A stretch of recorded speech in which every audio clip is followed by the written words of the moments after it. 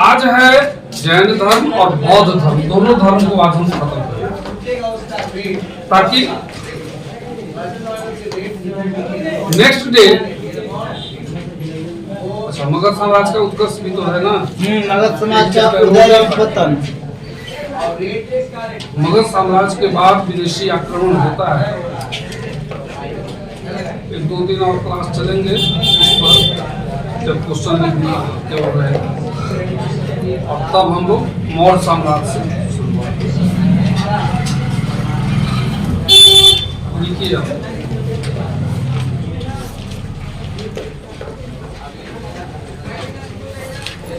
कल हम लोगों ने भूत की बात की और भूत हमको आ गया आ गया रात।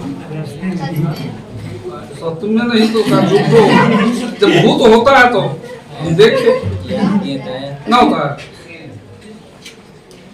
पता नहीं हमको तो नजर पड़ा रहा। सीन बैठ गया आपके दिमाग में, आ गया सब भूत नजर आ गया एकदम बिल्कुल सुबह। अच्छा, भूत जो आता है मतलब डांती होगा, लगा होगा कि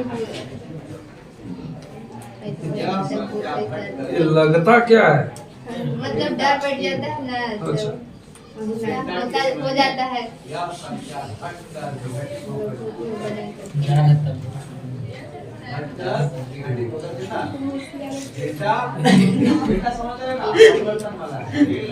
भूत जो होता है, जब भी कोई देखेगा तो कहेगा कि एक औरत को देखे।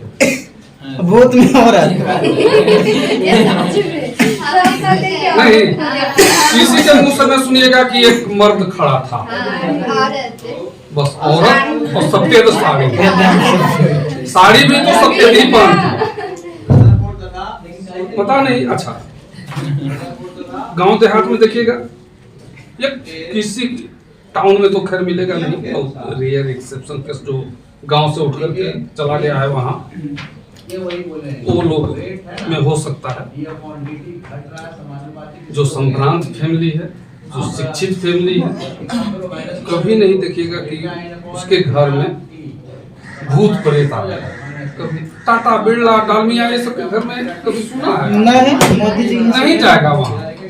जाएगा कहाँ? तो जो गणपतवा है गांव में, गनौरिया है, गणपतवा है, उस टाइप का लोग, मुनिया है, मुनवा है, जो एकदम अक्षर से बिल्कुल दूर उसी समाज में रह रहा है जहाँ भूत प्रेत वगैरह की बात होती है।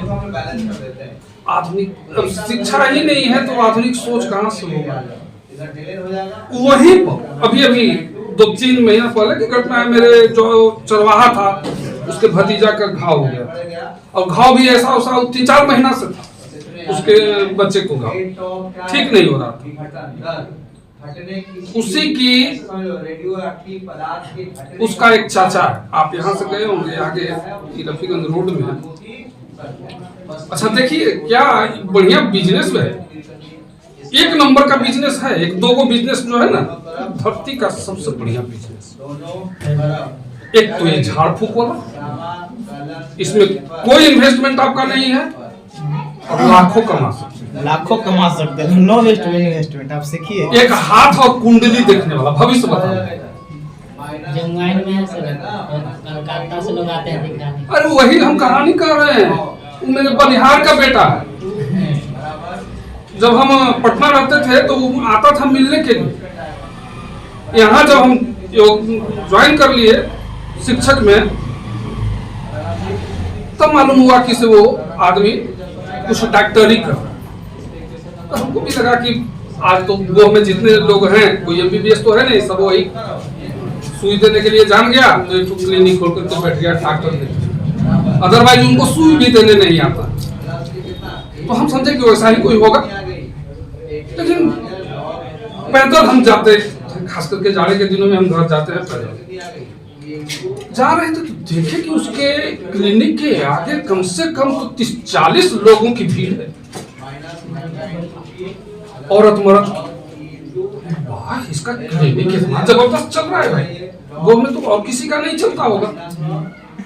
तो हम गांव में गए, लोगों से, तो उन्होंने कहा कि अरे क्लिनिक का वो सुई दवाई करता है, झाड़ फूक करता है। झाड़ फूक करता है? कैसा झाड़ फूक करता है भाई? तो मत कहो भाई, उस सब तरह का होता है। जिसको पुत्र न हो रहा है उसको पुत्र दे देता है, जिसको भूत प्रेत आ रहा है उसको वो ठीक कर देता है। अच्छा, बरसात के दिनों में धनबाद से एक हस्बैंड वाइफ है हमारे गांव में, धनबाद से बजाता 4 व्हीलर से, और एकदम खूबसूरत महिला उसके घर में निवास की रात भर। और हम हर साल आता है, दोनों फैमिली हर साल।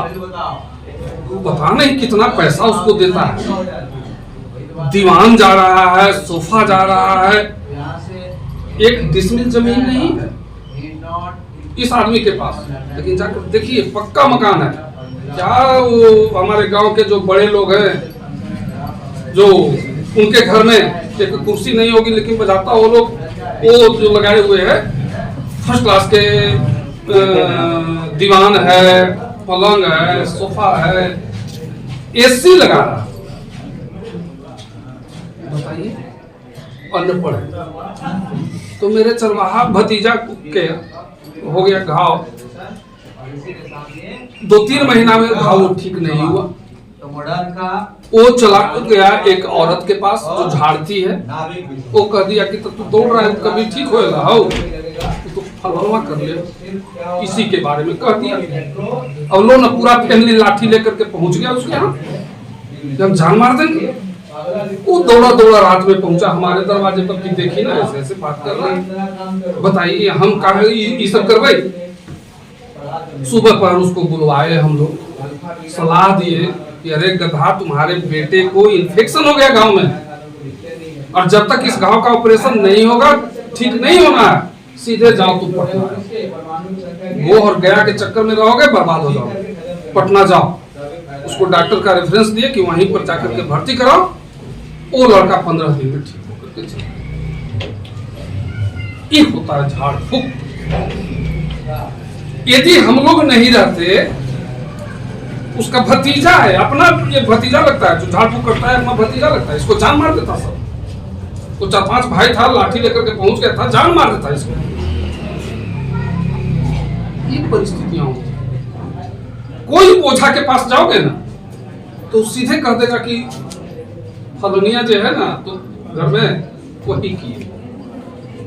अब अपनी बीमारी को भूल जाओगे तुम, और सीधे उसको मारने के लिए। कितनी महिलाओं का मर्डर हो गया डाइन के नाम।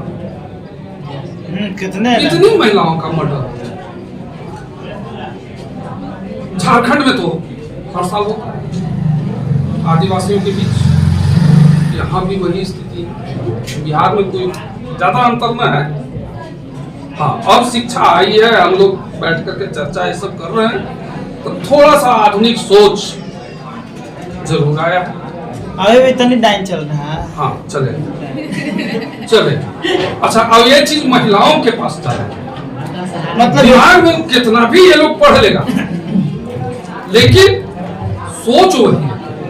एक जनरल फेनोमेना है, हम देखते हैं जनरल फेनोमेना। कभी विश्वास नहीं करेगी ना डाइन नहीं, कोई डाइन। अच्छा, डाइन जब होती है, किसी को मार दे रहा है बच्चा लोग, तो जो लोग उसको मारने जा रहे हैं, उस डाइन को, खुद मरने से पहले उसको मारना देती। इतना लाठी बजाता है बेचारी पर कि खत्म हो जाता है। कैसे हो जाता है? और जिसके पास मंत्र की ताकत होता। डाइन जब दूसरा खाने जाता है तो कहे लगे बॉर्डर पर लगल है सब पुलिस आर्मी सब, ओकरे 2-4 ओकर लगा दे बजाय वेतन 2-3 लाख देवल जाए ओकरा। आओ का चलिए, ठीक है। तो जैन धर्म और जैन धर्म,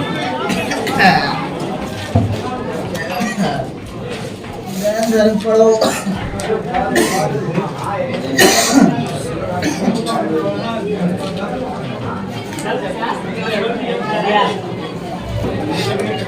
6वीं शताब्दी ईसा पूर्व, 6वीं शताब्दी ईसा पूर्व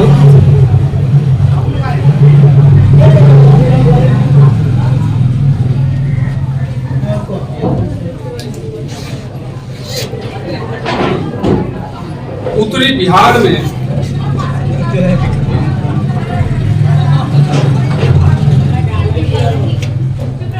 62 धार्मिक संप्रदाय थे।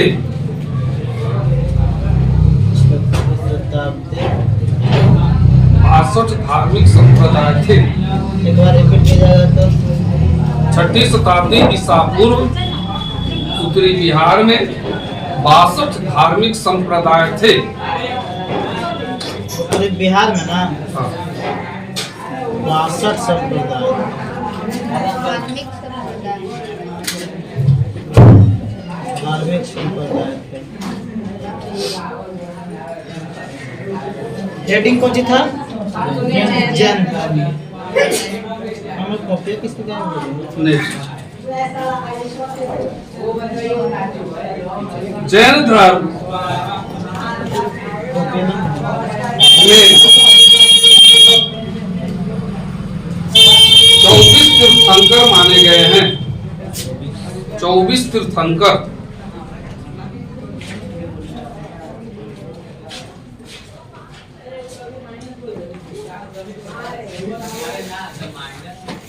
इनमें पहला ऋषभ देव,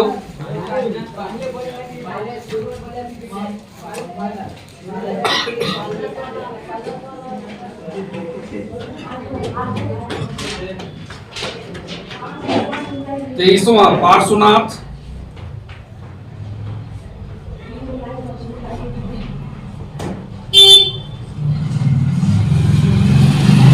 और 24वां एवं अंतिम महावीर स्वामी थे।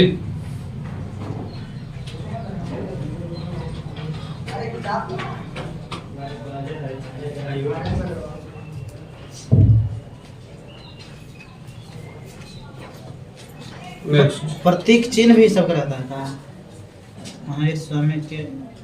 महावीर स्वामी का जन्म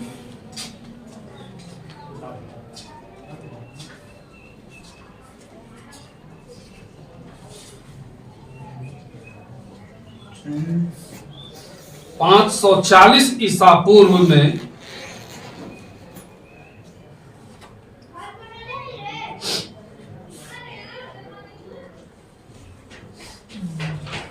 वैशाली में हुआ था। वैशाली में एक साल वृक्ष के नीचे हुआ था।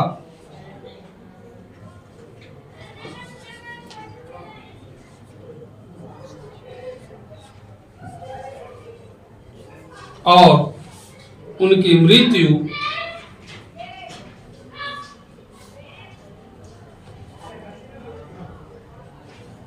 468 ईसा पूर्व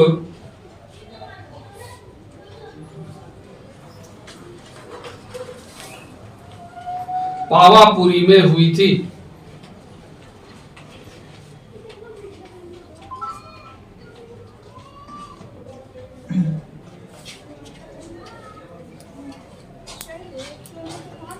नेक्स्ट पॉइंट, प्राचीन वैशाली की पहचान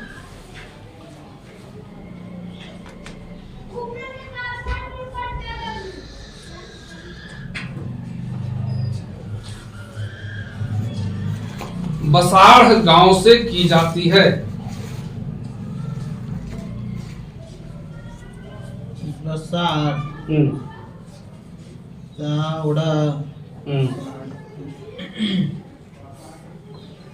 नेक्स्ट पॉइंट, 30 वर्ष की अवस्था में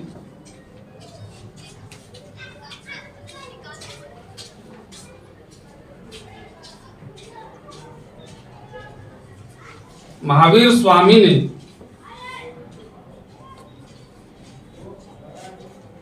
ज्ञान प्राप्ति के लिए गृह त्याग किया था।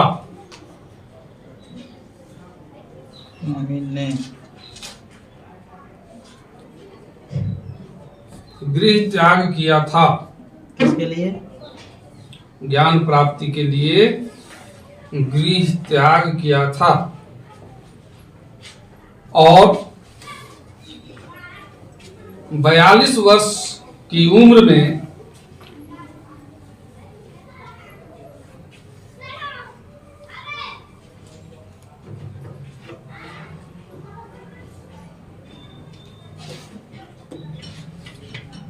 उन्हें ज्ञान की प्राप्ति हुई।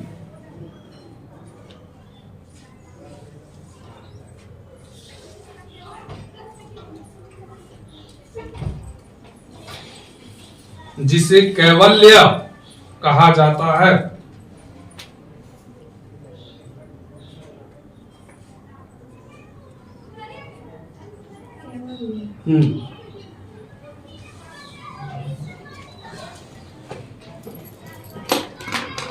नेक्स्ट पॉइंट,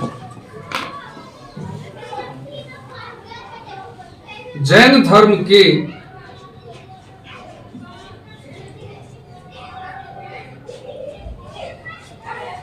पंच महाव्रत में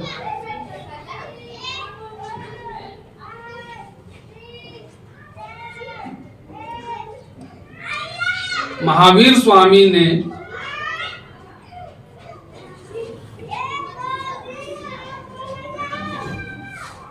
अपनी तरफ से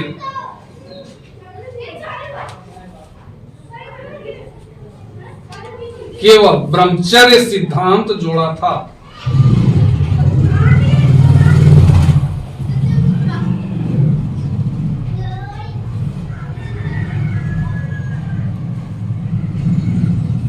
बाकी के 4 सिद्धांत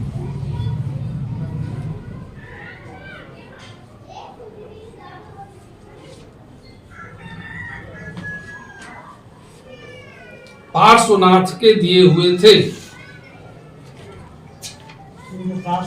पार्श्वनाथ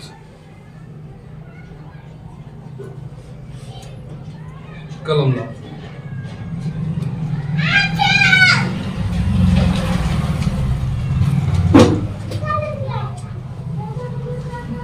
जैन धर्म के पंच महाव्रत, नेक्स्ट पॉइंट में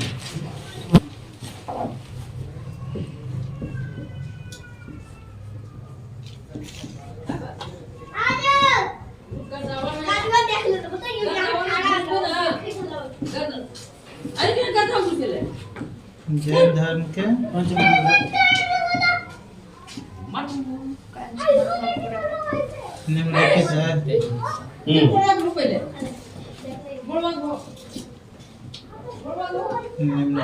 है। निम्नलिखित है। सत्य, हिंसा, अस्तेय, परिग्रह, ब्रह्मचर्य। ब्रह्मचर्य, अस्तेय चोरी करना। हाँ, चोरी करना नहीं करना। और परिग्रह मतलब इसमें तो स्थिति है, इतनी कठोरता है कि बिना किसी की अनुमति से किसी भी की वस्तु को न उठाए न छुए, जब तक कि वो अनुमति नहीं देता है। अब परिग्रह का मतलब होता है संपत्ति संग्रह नहीं करना।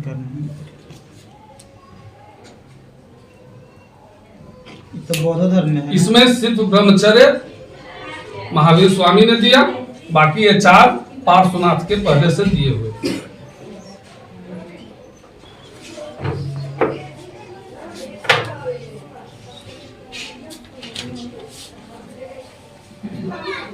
नेक्स्ट पॉइंट,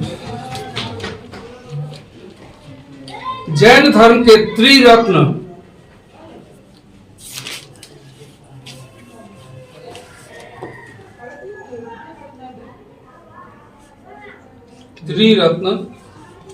हैं डैश देकर सम्यक ज्ञान,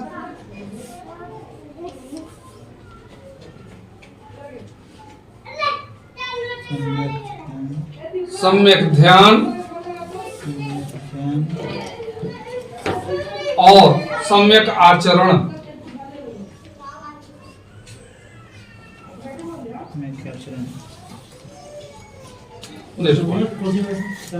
सही, सम्यक आचरण, सही,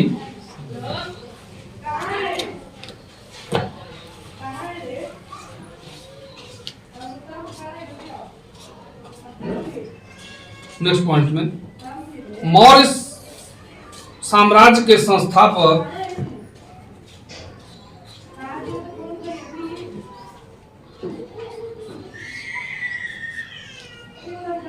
चंद्रगुप्त मौर्य ने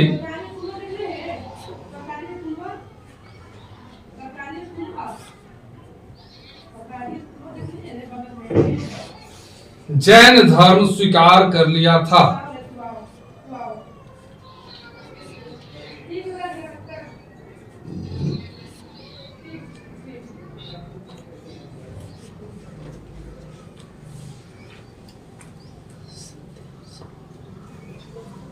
और जैन परंपरा के अनुसार ही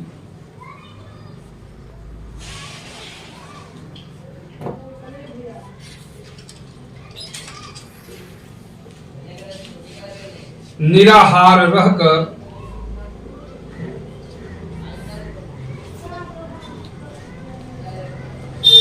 अपने प्राणों को त्याग दिया था।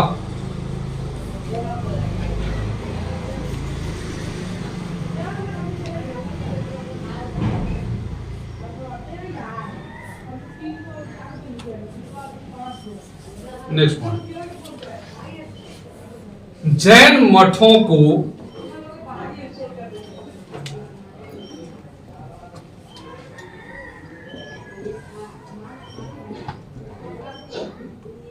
बसदी, इसी से बस्ती बना है। आज जो हम गांव के लिए बस्ती बोलते हैं, ये बसदी का ही बिगड़ा रूप, बसदी का ही बिगड़ा रूप बस्ती है। बसदी, जैन मठों को बसदी कहा जाता है। नेक्स्ट,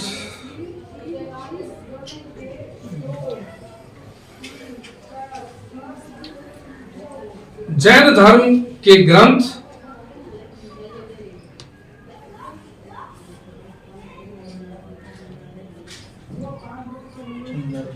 प्राकृत भाषा में लिखे गए हैं।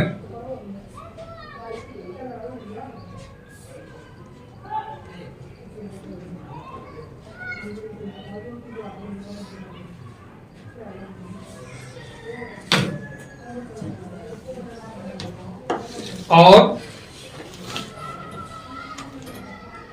इनके ग्रंथों को 6ठी शताब्दी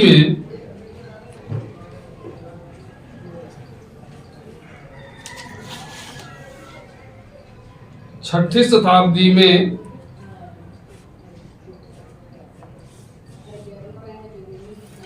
संकलित किया गया था।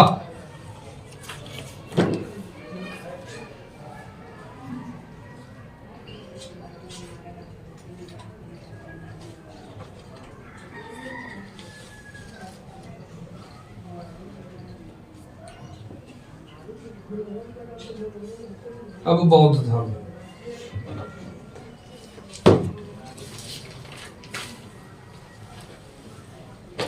छठी शताब्दी में संकलित किया।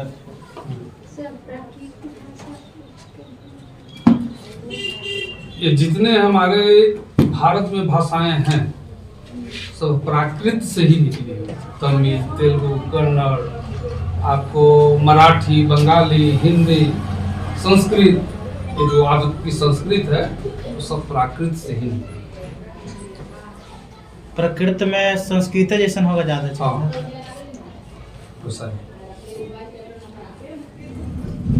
नेक्स्ट अति बौद्ध धर्म, जिंदावस्था जैन धर्म तो नहीं है। जिंदावस्था जैन, रोज इस पर चर्चा हो रही है। जिंदावस्था ईरानियों के ग्रंथ है, ईरानी पारसियों के ग्रंथ है जिंदावस्था। जैसे हमारा ऋग्वेद है, उनका जिंदावस्था है।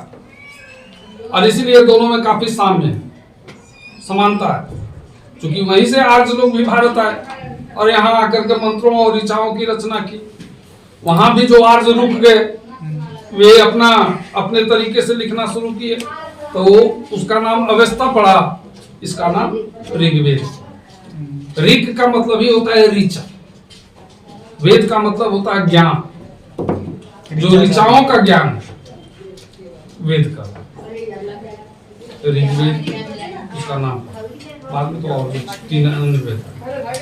तो इन दोनों में काफी समानता है, काफी मिलती है। शब्द भी मिलते हैं, वस्तु के नाम भी मिलते हैं, राजा, प्रजा, जानवर, इन सब के नाम में भी बहुत समानता है। इसीलिए वैज्ञानिकों का मानना है कि यही से, एक जगह से इनका विस्थापन हुआ है सब जगह। ठीक है, लेकिन उत्तर वैदिक काल तक आते आते आज शुद्ध नहीं रहते। जो उन्होंने वर्ण शब्द यूज किया यह दिखलाने के लिए कि आज गौरे वर्ण के हैं, और बहुत हद तक उन्होंने कोशिश किया था कि नारियों के साथ हमारा संपर्क न हो पाए, लेकिन 6th सेंचुरी बीसी तक पहुंचते पहुंचते यह संभव नहीं रह गया। बहुत सारी आज कन्याओं से, आज लड़कियों से, सॉरी अनाज लड़कियों से अनारियों का विवाह होना शुरू। आप महाभारत में देख लीजिए, गंगापुत्र भीष्म के पिता का नाम क्या था? शांतनु। किससे विवाह किए थे? सत्यवती। सत्यवती कौन थी? मछुआरा के बेटी। वो अनार्स थी ना, वो आई ना आज घर में। हम ये नहीं कहते हैं कि ये कहानी कहां तक सत्य है, लेकिन कहानी जो दे रहा है, अरे महाभारत के जितने पात्र हैं ना, पांडु हो, धृतराष्ट्र हो, विदुर हो, ये सब तो नियोग से जन्म लिए थे, नियोग प्रक्रिया से। और इसमें व्यास का रोल रहा था, जो महाभारत और गीता वगैरह की रचना किए। फिर अनाज कन्याओं से शादी विवाह। आप भीम को ले लीजिए, भीम का जो एक बेटा था घटोत्कच, किससे जन्म लिया था? वो राक्षसी थी। राक्षसी मतलब अनाज। अच्छा, एक चीज और मैं क्लियर आपको बता दूं, आप एक कहानी सुनते हैं कि कृष्ण ने नाग को नाथा था, सुने हैं ना? ऐसा नहीं सुने हैं क्या? रासलीला इसी पर होता ही है। एक कृष्ण जब बालपन में थे तो सब, हाँ, गेंद जमुना में चल गया, वहां शेष नाग रहता था, तो उसका नाम पड़ गया शेष नाग। तो फिर उन्होंने उस नाग को नाथा, वो माफी मांगा, उसको कहा कृष्ण कि तुम अब यमुना छोड़ दो, सुरक्षित हो जाएगा, और सुरक्षित हो। ये कहानी तो सुने। ये नाग कौन? अरे भाई, काली नाग ही था, वो कालिए था। हम कहाँ कह रहे कि गोरा था? नाम ही उसका था। मूल रूप से देखो, यही सब होता है, ध्यान देना। नाग एक प्रजाति थी, और जब गुप्त काल में आप पढ़ेंगे तो नाग प्रजाति के साथ चंद्रगुप्त द्वितीय का भयानक युद्ध हुआ था, और उसकी बेटी प्रभावती गुप्त का विवाह नाग राजा के साथ हुआ था। तो ये नाग सांप थोड़े था। जैसे आदिवासी है ना, उन्हीं आदिवासियों की एक प्रजाति, जैसे हम लोग संथाल, भील, ओरांव बोलते हैं, उसमें एक नाग भी था। जैसे पूर्वोत्तर में नागालैंड जो है ना, आज वहां नागा कहते ना, वो उनकी एक प्रजाति है। तो पश्चिमी उत्तर प्रदेश में ये एक नाग प्रजाति थी, जो सांप नहीं था। ये अलग बात है कि हम लोग बाद में चल करके मानने लगे कि सांप होगा, और फिर उसके साथ जोड़ दिया शेष नाग, जिसके फन पर पूरे पृथ्वी टिकी। कहानी यही कही जाती है, पौराणिक कहानी यही है। ये पृथ्वी कुछ है नहीं। अब भूकंप कैसे आता है? शेष नाग जब करवट बदलते हैं तो पृथ्वी हिल लेती है ना। ऐसा ये सब पौराणिक कहानियां बनाई गई। तो उस समय विज्ञान का खोज थोड़े हुआ था इतना। जैसे जैसे विज्ञान आगे बढ़ता चला गया, हमारा अंधविश्वास टूटता चला गया। जैसे चंद्रग्रहण और सूर्य ग्रहण की बात हम लोग करते हैं, उसी तरह से ये सारी चीजें जो थी, एक कहानी गढ़ी गई। 6th सेंचुरी बीसी में आकर आर्यों का संपर्क अनार्यों से हुआ। सैकड़ों सालों तक एक जगह रहने के कारण उनका मिश्रण शुरू हो गया। आज कोई शुद्ध रक्त के नहीं रह गए। और न केवल ये भारतवर्ष में, पूरी धरती में जहां भी विस्थापन हुआ आर्यों का, चाहे वह जर्मनी हो, इंग्लैंड हो, यूरोप हो, कहीं भी, कोई कहेगा कि हम एकदम विशुद्ध प्रजाति के हैं 100% झूठ। दिल्ली में 15-20 साल पहले एक डीएनए जांच हुआ था दिल्ली वासियों का, जो प्रॉपर दिल्ली का निवासी है उसका। तकरीबन 40% डीएनए अफ्रीकन लोगों से मिलता है।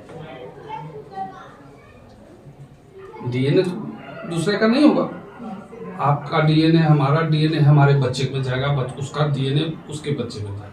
माँ बाप से ही डीएनए हस्तांतरित होता है। बायोलॉजी तो आप पढ़ते होंगे। लेकिन हमारा डीएनए से हमारे गांव का किसी व्यक्ति का डीएनए मिल जाए, ये तो संभव नहीं होता। तो फिर दिल्ली वासियों का 40% दिल्ली वासियों का डीएनए अफ्रीकी लोगों से कैसे मिल रहा है? मतलब कुछ यहाँ के प्रजाति रही होगी वहां से। स्पष्ट है कि हम वहां से, हमारे पूर्वज आए निकले हैं और किसी न किसी रूप में संबंध रहा है और उसी का उपज है। इसमें कहीं तो मत थोड़े। तो जातीय अहंकार, जैसे हिटलर हुआ था ना, हम तो विशुद्ध आर्य हैं और यहूदियों को वह अनार्य समझता था। और यही कारण है कि करोड़ों यहूदियों को उसने मार दिया, करोड़ों को मार दिया। स्वस्तिक जो आप प्रतीक विशुद्ध रूप से मानते हैं, धार्मिक जो महत्व है, स्वस्तिक जर्मन वासियों का पूजनीय बना दिया था हिटलर, जबकि यहूदियों के लिए वो स्वस्तिक का कोई महत्व नहीं था।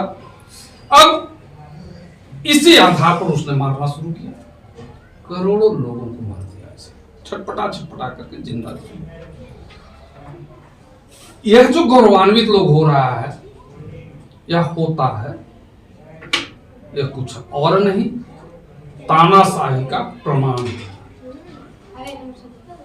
हमें इस पर गर्व नहीं करना चाहिए, या शुद्ध रूप से कहें तो हमें जातीय अहंकार से ग्रसित नहीं होना चाहिए। हम हैं ही। 5 महाभारत काल का 5 गांव अभी है सुरक्षित। कौन कौन?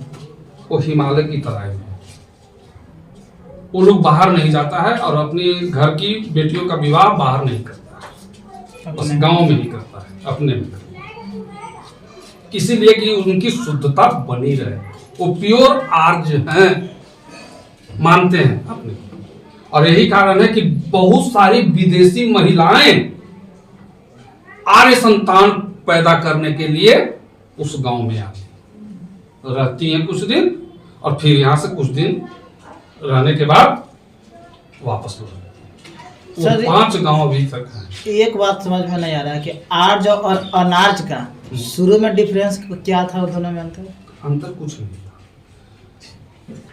अंतर यही था कि आर्य आए विदेश, बाहर से, मलेशिया से। यहाँ का जो मूल निवासी था, जिसको हम द्रविड़ कहते हैं, दक्षिण भारत, द्रविड़, और जो जंगली प्रजातियां जंगल में जो पहाड़ों पर निवास करती हैं, जिसको आदिवासी कहते हैं, वो यहाँ का मूल निवासी है। इसमें कहीं दो मत नहीं। सैंधो नदी के इर्द गिर्द जब आर्यों का बसावट बसे, तो फिर इन अनार्यों के साथ तो उनका युद्ध होना था। द्रविड़ वाला जितना यहाँ के वो लोग मूल निवासी जो थे शांति प्रिय थे। आर्य लोग के पास रथ था, घोड़ा था और कुछ कांसे वगैरह का हथियार भी था, जिसके परिणाम स्वरूप ये जो मूल निवासी थे आर्यों के साथ युद्ध में टिक नहीं पाए। वो अपनी मूल भूमि छोड़ करके भागते चले गए और आर्यों का विस्तार होता चला। द्रविड़ चले गए विंध्य पर्वतमाला के दक्षिण, और जो आदिवासी लोग था वो अपना जंगलों में चला गया, जंगल ही उनकी भूमि हो गई। ये स्थितियां थी, पता लगती हैं हमको वैदिक ग्रंथों से। अब उन्हीं आदिवासियों को हम बर्बाद करने पर तुले हुए हैं, उनकी पूरी संस्कृति खत्म करने पर तुले हुए हैं। उद्योगपतियों के चक्कर में उनकी सारी जमीन जंगल जो है सब उनके हाथ में दे देना चाहिए, जबकि उनकी एक अलग संस्कृति है और किसी भी संस्कृति को सुरक्षित रखना उस देश की सरकार का कर्तव्य होता है। किसी भी संस्कृति को खान पान रहन सहन पहनावा ओढ़ावा वो देश की संस्कृति होती है। और भारतवर्ष एक ऐसा देश है जहां सैकड़ों तरह की संस्कृति आपको मिलती है, सैकड़ों तरह की संस्कृति। गजब का यह देश है। आप निकले बिहार से, कभी बाहर निकलने का मौका आपको मिले तो देखिए, कहीं पर स्विट्जरलैंड जैसी खुशहाली मिलेगी। चले जाएं कश्मीर, हिमालय पर, शिमला तो हम गए हैं, मनाली गए हैं, लेह गए हैं, क्या खूबसूरती है, एकदम अजीब टाइप का लगता है। तो स्विट्जरलैंड से कम नहीं लगता। फिर समुद्री किनारे पर जाए, वहां की दूसरी खूबसूरती मिलती है। धार्मिक नगरी अयोध्या, वृंदावन, मथुरा है। यदि वृंदावन और मथुरा में जाएंगे ना तो लगेगा कि सचमुच हम कृष्ण के नगरी में आ गए। पूरा वातावरण कृष्णमय और राधामय है, पूरा वातावरण। गजब धार्मिकता वहां मिलती है। दक्षिण भारत की स्थिति है जैसे यहाँ आप पुरुषों को पिछुआ खोसते हुए देखे, जो धोती पहनता है पुरुष, तुम लोग देखियो, हम देखे हैं। आज भी कोई धार्मिक क्रियाकलाप होगा, शादी ब्याह होगा तो पुरुष लोग अपना पिछुआ खोसते हैं। दक्षिण भारत की महिलाएं पिछुआ खोसती हैं, सब दक्षिण भारत में। अब पूरा तमिल इलाका जितना है सब में मिलेगा आपको। अच्छा, यहाँ मर्द कमाता है, खेत खलिहान वगैरह, शारीरिक श्रम। चले जाओ पूर्वोत्तर भारत में, महिलाएं कमाती है, पुरुष बैठ करके ताश खेलता है। ये उनकी संस्कृति है। हमारे यहाँ शादी हुई तो लड़का जाएगा लड़की के घर बारात लेकर के, यही ना होता है, और फिर लड़की की शादी करके ले आता है। आदिवासियों की संस्कृति में मिलेगी कि लड़की जाएगी लड़का के यहाँ, वहां शादी होगी और लड़का को लेकर के लड़की आती है अपने घर, लड़की आती है अपने घर, और फिर वो लड़का रहेगा इसके घर में। अब लड़का अपने घर में नहीं जाएगा, जैसे हमारे यहाँ लड़कियां पूरी जिंदगी अब ससुराल में रह गई, अब लड़का वहां पूरे ससुराल में। संथालों की एक संस्कृति है, संथाल आदिवासियों की एक संस्कृति है। और लड़की सिंदूर देते, लड़का का है वो सब होता होगा। आपको संथाल प्रजाति में एक संस्कृति है। संस्कृति है कि जैसे हम लोग एक महावीरी झंडा गाड़ते हैं ना, बांस, तो एक मेला उनका लगता है संथालों का। उस मेला के अवसर पर मेले में ही एक बांस गाड़ दिया जाता है और काफी ऊंचाई पर एक नारियल और पान बांध दिया जाता है, और चारों तरफ से लड़कियां अपना जो प्रसाधन होता है उनका श्रृंगार करके चारों तरफ से लड़कियां खड़ी रहेंगी। अब उस भीड़ में से एक लड़का निकलेगा जो उस नारियल को तोड़ देगा। उसको अधिकार है कि वहां पर उपस्थित जितने भी लड़कियां हैं उसमें किसी से भी वो शादी कर सकता है। ये कौन एरिया में है? संथालों, आपको मध्य प्रदेश, छत्तीसगढ़, ठीक है, ये उसका अधिकार मिल जाता है। एक परिपाटी और है उनमें, लड़का लड़की का प्रेम चलते रहेगा। लड़की पक्ष भी तैयार नहीं है शादी के लिए, लड़का पक्ष भी तैयार नहीं है, दोनों का सेटिंग हो जाता है। हम आ रहे हैं या आएंगे, लड़का ताक में रहता है कब लड़की अकेली मिले, और जैसे ही अकेली पाता है पकड़ा उसका कलाई और लेकर के भाग जाता है। अब लड़के की बहादुरी पर है कि उसको पकड़ाना नहीं, और इसमें लड़की और लड़की के परिवार वाले जो होते हैं, महिलाएं सहयोग देती है। पुरुष वाले रोकने का प्रयास करते हैं, लेकिन ऊपरी मन से रोकने का प्रयास करते हैं, ये नहीं कि उसकी हत्या करने के लिए, नहीं, ऊपरी मन से केवल यह जताने के लिए कि लड़का इतना बहादुर है कि मेरी बेटी को वो किडनैप करके ले जा सकता है। ये संस्कृति उनमें गजब। वही मैं बता रहा हूं कि यह देश इतना खूबसूरत है ना, इतना खूबसूरत है, अजीब अजीब संस्कृति मिलेगी आपको, अजीब टाइप की संस्कृति मिलती है। पूर्वोत्तर भारत में आप चाहे नागालैंड जाए, सिक्किम जाए, त्रिपुरा जाए, मेघालय जाए, एक तो वहां की खूबसूरती अलग है। हमारे जैसा गांव तो मिलेगा नहीं आपको, एक घर यहाँ मिलेगा तो एक घर रोड पर मिलेगा, और यही इनका गांव है, इसका को कहते हैं गांव। वर्षा तो वहां रोज होती है, लेकिन पीने के लिए पानी, वो जो वर्षा होती है उसको छान करके लोग सुरक्षित रखता है, या कहीं गड्ढा में पानी जमा है तो उसको लोग पीता है। वहां गौ मांस खूब खाता है, कुत्ते का मांस खूब खाता है शौक से। अब काला कुत्ता नागालैंड में खासकर एक नजर नहीं पड़ेगा यार, सब खा जाता है, खुद स्वीकार करता है भाई, रंग खा जाता स्वीकार करता है वो। हमारा एक साथी, नवोदय विद्यालय शुरू हुआ था, राजीव गांधी का पीरियड था, टाइम 90-91 का। तो त्रिपुरा में हमारा एक दोस्त नवोदय विद्यालय में टीचर बनकर के चला गया।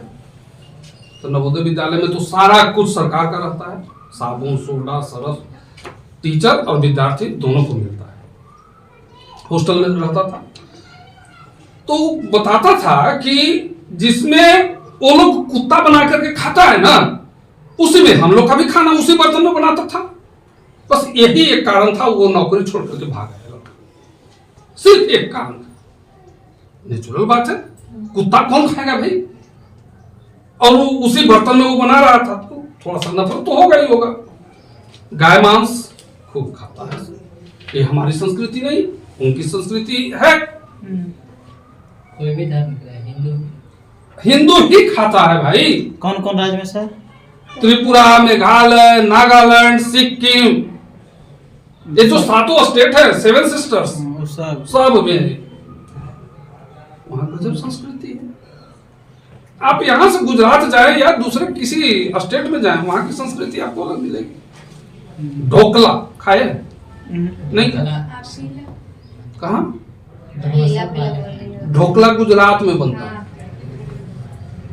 राजस्थान में क्या दाल बाटी, राजस्थान। हमारे यहाँ नहीं बनता, हमारे यहाँ का प्रसिद्ध है लिट्टी चोखा। वो लोग जानता।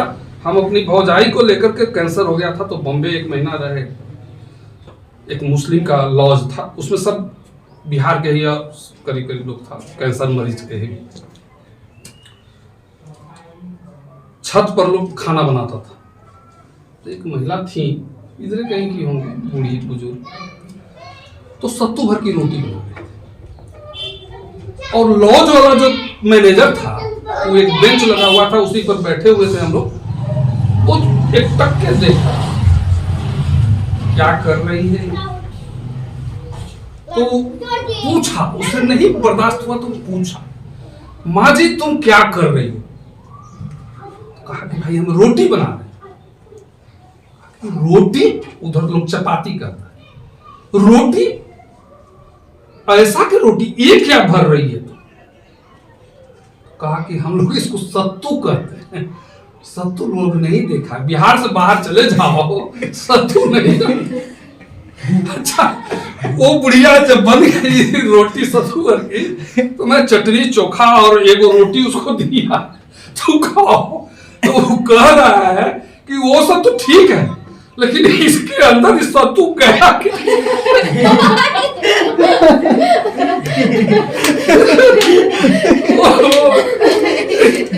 गया किधर? गया किधर से? दुख में तो हम लोग जरूर थे। मेरी जवान भौजाई थी, डॉक्टर बोल दिया था कि 11 दिन बचेगी नहीं, टेंशन में थे हम।